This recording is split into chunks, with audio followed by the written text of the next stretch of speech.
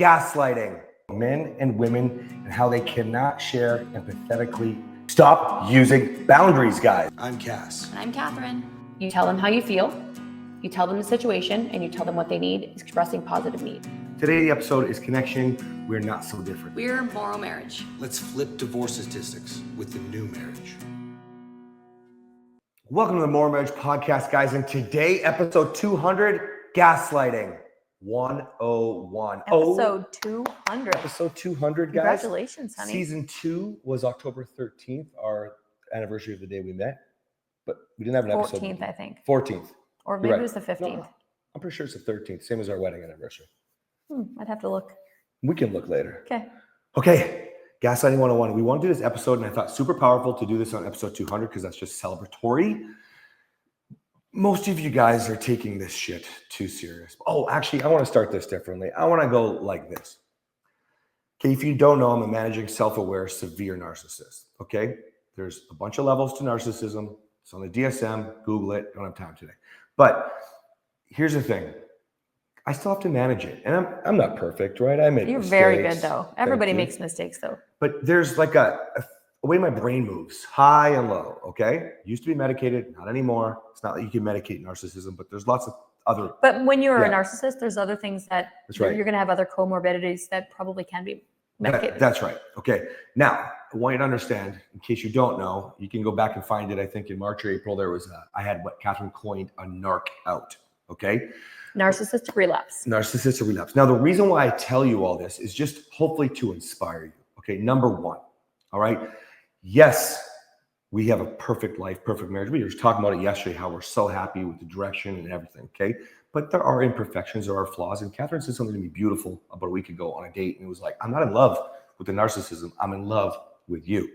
When I had that narc out, Kathryn immediately went and took 2 courses on narcissism, like immediately bought them.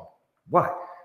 I needed to learn more. I needed to be able to understand what was going on in that head of yours. And I tell men this when they struggle with a lot of what would be, say, my story, okay?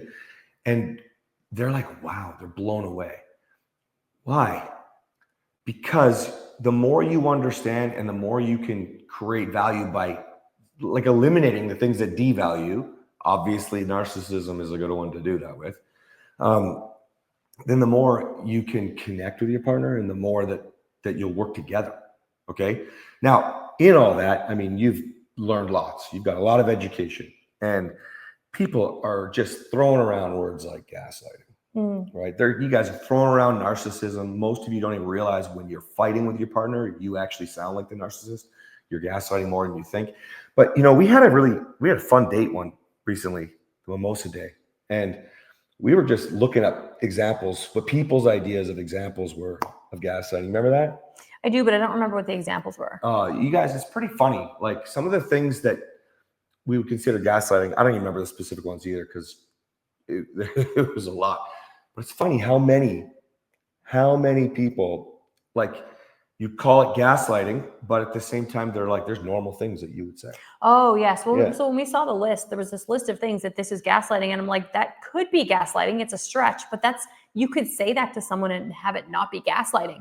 So I think that what the point you're trying to make is that gaslighting is a word that's thrown around right now where people will use it and not actually know what it means. Yeah. Just because someone says something that you don't like doesn't mean they're gaslighting you. Yeah, that's the best way to put it right there. Just because you don't agree with it or it's hard for you to hear or whatever, you just automatically, oh, you're gaslighting me. Yeah. Like if someone's lying to you, it doesn't necessarily mean they're gaslighting you. They could be, but gaslighting is very manipulative and it's often purposeful. Yeah. And even if it's not purposeful, there's a I can't even say that word today, manipulative element to it. I think that's really important to understand because when you understand when you're in an upset place, okay, you're fighting, you're angry, sad, whatever, you aren't acting at all the way that you should. Maybe you're shutting down. Why is that better? But then you hear your partner say something and automatically they're gaslighting you. And I just think that that's the dumbest shit on the planet. It's one of those words that people throw around, they don't know how to use. I'm going to tell you something right now, because this is really important. If you can understand that people just throw it around, you probably throw that word around and use the statement that Kathryn just said, okay? That you think it's gaslighting because you don't agree with or like it. Okay. So if that's the case, then understand a lot of the other myths surrounding narcissism. Okay. A lot of the times we don't even know what the fuck we're saying because we're in our own reality. You know, nobody's talking about this, but what did you figure out? You figured out that number one, I was capable of love if I was capable of love bombs, right? She figured out that I just had to learn how to love consistently. Break that down. I just had to learn how to love because I wasn't taught. In fact, I was shown how to treat people poorly, very poorly, okay? Especially in a relationship, okay? So it's not like I was trying to manipulate her. It seems manipulative. It's hard today. Yeah. It seems manipulative. Let me use that the sticky note example, right? How could you mean all of the 1,000 sticky notes all over the house? How could you mean all of these reasons you love me? Because yesterday you told me all the reasons you hate me. Okay? It seems like I'm trying to manipulate her. Well, nobody misses those days. No, he wasn't trying to manipulate me. He was just that messed up in his brain where his brain was going all those different directions. He wasn't trying to trick me into me thinking that he loved me when he really didn't. You know, gaslighting comes from, I can't remember the story. It's a book or a movie where the man purposefully, I don't know if he takes gas out of the lamp or if he dims the lamp. No, he's taking slowly. Gas. Yeah, he's dimming the lamp slowly every day. Yeah. The whatever happens with the gas in the lamp gets dimmer every day. And when the woman starts to notice, because it's happening slowly, starts to notice that it's getting dimmer, he says, "No, it's not getting dimmer. I don't know what you're talking about." Yeah. That's you're crazy. Yes, you must be crazy. Like, you need help. This is where gaslighting comes from. So if you think about that, this is intentional, it's purposeful. Crazy making is another one of the things that's connected to gaslighting, almost synonymous with gaslighting, but it's not something that people throw around. Crazy making. You're making someone feel crazy. You're doing something purposefully and then saying that you didn't. So if you take, like, this is extreme, but if you were to take my car key and hide it, and then I can't find it, you say, "Oh, you must have lost it. You're really forgetful these days." So pay attention to what she's describing here and go back to the actual example where it came from. Okay. Because I mean, I'm just thinking about a client right now. You know, she's got BPD and narcissism, maybe both.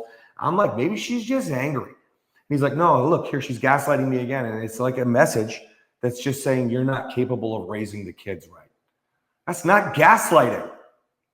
He probably needs to look at some truth. Go back to the accountability episode where he's like, how much time is he spending with the kids? What is he doing for choices with the kids? I think he's a great dad, but that doesn't mean she agrees. Just because you don't agree doesn't make it gaslighting. So same client. One of the first calls I had with him, he said that she would say things like, "You never do XYZ and you always do whatever." So those are called absolutes. If someone's using an absolute, first of all, it's not gaslighting. If I say, "You never help me with the laundry," I'm not gaslighting you. I probably feel like you don't help with the laundry. But when you use an absolute, you invoke a sense of defensiveness where the moment I say "you never help with the laundry," you think of the one time you did laundry 5 years ago. I mean, you do laundry sometimes, but the example, you invoke defensiveness where now they're not even hearing what you're trying to express. All they want to do is to defend the one time that they did. That's using absolutes. And when someone uses an absolute, if I were to say to you, "You never help with the laundry," that's coming from a place of overwhelm and frustration. I don't actually mean that you never help with the laundry. I just don't know how to communicate. And it's coming across like you never do. When we know that that's not true, when you use an absolute, it's very rarely true.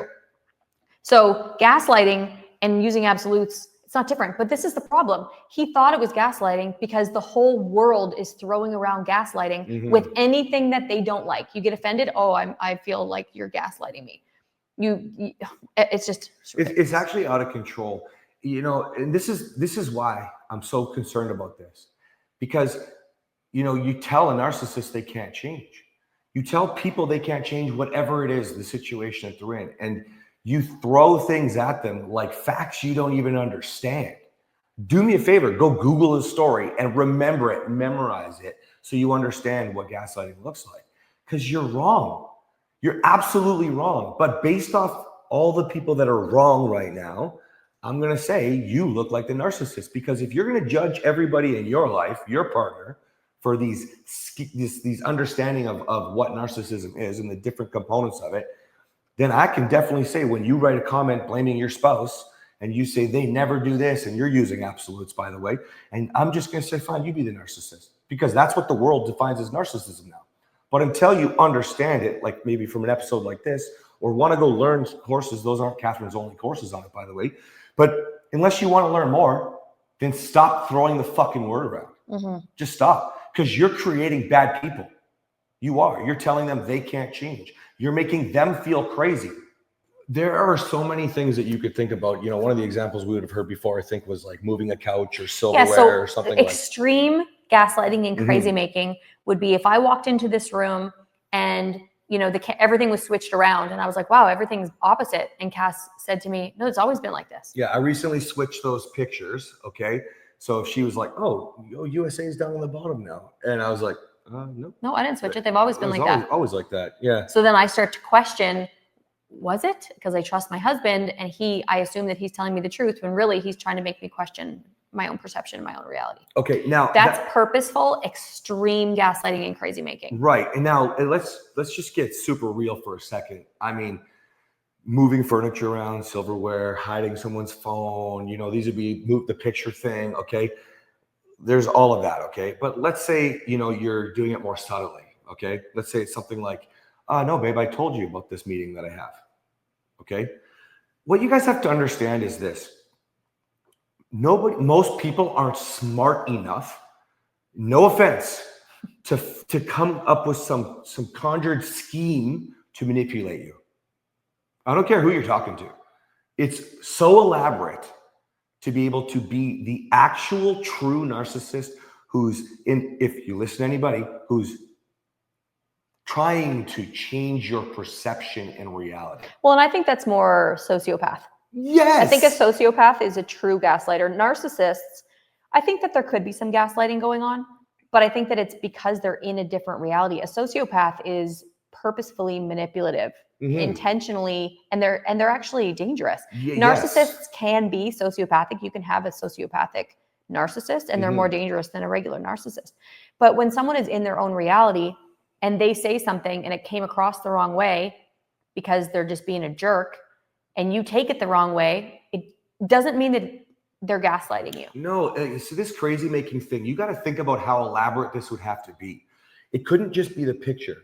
Okay, that'd be the first one. Then, you know, maybe I start taking her phone and I leave it in the fridge. Okay, I think you used an idea of me taking your keys or something. Like, you know, oh no, baby, honestly, I told you about the date. Let's go. We got to get going. You know, I just keep making her think she's forgetful and forgetful and forgetful. People don't have the brain capacity and the patience for this. And most people aren't doing this. No, you true gaslighting. Get real. True gaslighting is not happening very often. There are minor incidents of gaslighting. So if I said something really hurtful, so passive aggression can be a form of gaslighting, because if I say something passive aggressive to you and then you call me out and I say, well, no, that's not what I meant, and it is what I meant, that's gaslighting. I'm trying to convince him that I wasn't trying to be mean, when passive aggression, that is what you're doing. You're being mean. Passively mean. Yeah, that's the whole point of the word. I love this example though too, because I actually wanted to talk about it as well. That is one of the things that we can call gaslighting. But come on, people, you all say things you don't mean in the time that you're upset, that you're hurting, that you're angry, that you're taking something personal, that you're emotional. And it doesn't mean you're gaslighting. No, people. No. Come on. And we get this all the time.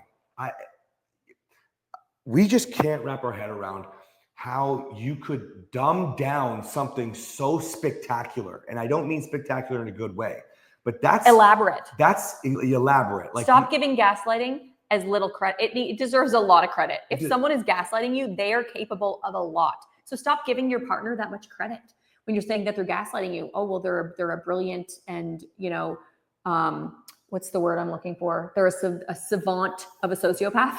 Like they're that brilliant that they can concoct this elaborate scheme, like Cass said. Yeah. I'll give you an example of something that could be considered gaslighting, and sometimes there's unintentional gaslighting. So we have a couple that we work with right now, and the man said something to the wife last night and said, I really don't want to work on things with a woman that has a protective order on me. That is gaslighting, but I don't think he meant it as gaslighting.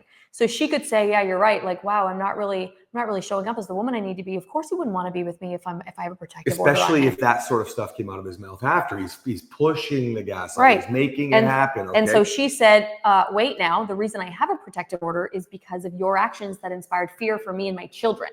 So she corrected it. So she corrected it in the moment, and he was able to say, okay, I'm sorry that triggered you. That's not what I meant. Repair attempt. So he wasn't purposefully trying to manipulate the situation, but in a moment of desperation and frustration, he thought, well, you know what, if you're going to have a protective order on me, then screw you. That's not gaslighting. But if you look at it, I don't even think that's what he meant. I think what he meant is it just feels hard to actually move forward if there's an order. It feels scary to not be able to see you still. I still really want to just give you a hug, and I can't even do that. There are so many other things. Sure, we could say he meant to say. Right. We don't actually even know. I mean, I haven't followed up yet. I have to still see, but have you guys followed up? Yes. Yeah. I followed up with him. He was on my call today. Oh, okay, great. So we talked about it just a little bit. But that sort of example that I just gave would be, you used to say things like, well, I wouldn't yell at you if you would do XYZ. Right. That is gaslighting behavior. I'm only yelling at you because you're not giving me what I need. Okay, now you're blaming me for you yelling at me. That's gaslighting. Right. But it's not extreme manipulative gaslighting. It's blame shifting. Yeah. You guys have to understand, almost all of you are just milking this for whatever you want because you are in dictum mode and need to take that accountability. You want a reason. You're looking for a reason. So you want to tell everybody that your partner's gaslighting you when he or she probably is not. Yeah, but actually, in actuality, that's how you can see what I'm talking about, where it looks like you're more of the narcissist than based off your definition, right? Well, my partner always does this, using an absolute again, and you just, man alive, like, maybe you just didn't understand what the guy was saying or the girl was saying. Maybe you need to take some responsibility for yourself and learn to ask better clarifying questions. That's how you learned reality checks are what I needed, because my reality, my perception was skewed. Okay. And she would ask me questions that I just couldn't deny. The best story, best example I can give you right now, we were fighting. She wanted to cross the street. And I was like, I think I felt like a dumb man because now we could face oncoming traffic in a street with no lights. It was dark out. I had one of our little dogs in a little dog backpack, and I wanted to walk on the safe side of the street facing oncoming traffic because there were no lights. And so I said, can we please cross the street?